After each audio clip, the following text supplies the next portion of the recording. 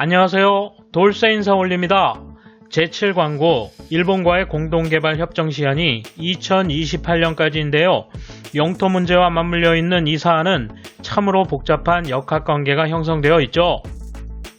이번 영상에서는 우리의 독자개발 선언 등 제7광고에 대한 재반 상황을 다룬 일본판 중앙일보 칼럼을 접한 일본 네티즌들의 반응을 살펴보겠습니다. 야후 댓글 반응 추천순입니다.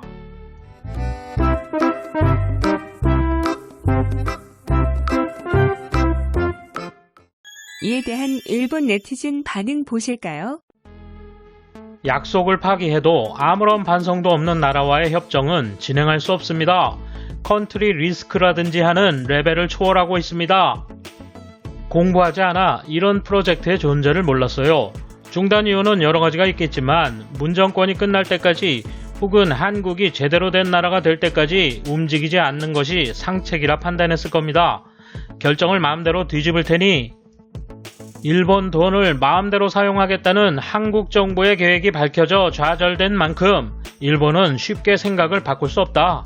발칙한 생각밖에 가질 수 없는 한국인, 마주할 일은 1000년이 지나도 없다. 어설프게 응하면 나중에 100배로 되받고 망신당해 일본도 몇 번이고 혼이 나서 충분히 학습했을 것이다. 잡아뜯을 정도의 비정하고 치열하게 임해야 한다. 일본인과는 근본적 성질 구조가 다르다는 걸 염두에 두라. 채굴 규칙이 중간점이라면 한국은 포기할 수밖에 없다. 그걸 굳이 공동개발하는 것은 난센스다. 일본은 규칙을 따르고 있다. 따르지 않는 건 한국이다. 한국은 일본을 비난하고 눌러앉아 채굴 실적을 기득권 삼아 주장할 계획이다. 한국은 빨리 제7광고 유정에 태극기를 달고 무장점거하여 경제적 이득이 없더라도 국권을 주장할 목적을 가지고 있다. 그동안 한국의 행태를 보면 2028년 시한 협정도 휴지가 될 가능성이 있다.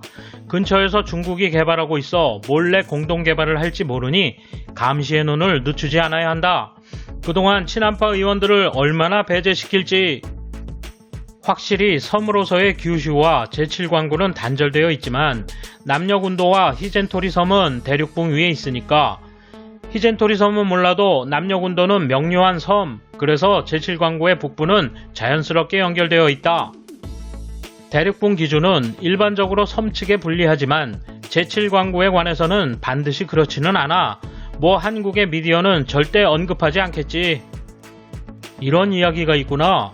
8년 기다리면 거의 일본 것이 된다면 타협할 필요는 없다. 애초에 문정권이 반미 정책을 실시하고 있고 미국으로부터 미움을 받아 언제까지 청팀으로 있을지 분명하지 않은 상황에서 이를 상대로 국제조약 등을 맺으면 제대로 이행할 수 없을 것입니다. 일본의 기술과 돈으로 자원을 발굴해 이익만 가져갈 생각이지 정말로 비참한 민족이다.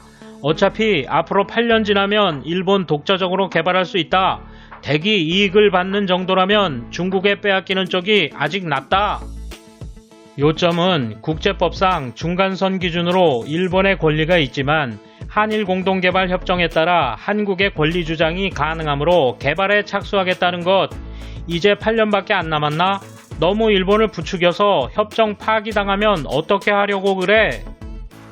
어쨌든 이 녀석들이 하자는 대로 해서는 안 된다. 가만히 있는 것으로 착각하고 무리하게 개발해올 가능성도 있다. 해상 자위대의 압도적 강화를 잊지 말자. 돌쇠 한마디. 앞으로 남은 8년 동안 어떤 일들이 일어날까요? 가만히 두면 넘어갈 공산이 크다니 우리 정부의 창의성을 또 믿어봅니다. 돌쇠 물러갑니다. 행복한 주말 보내세요. 이번 소식은 여기까지입니다. 시청해주셔서 감사합니다. 돌쇠처럼 우직하게, 마님처럼 화끈하게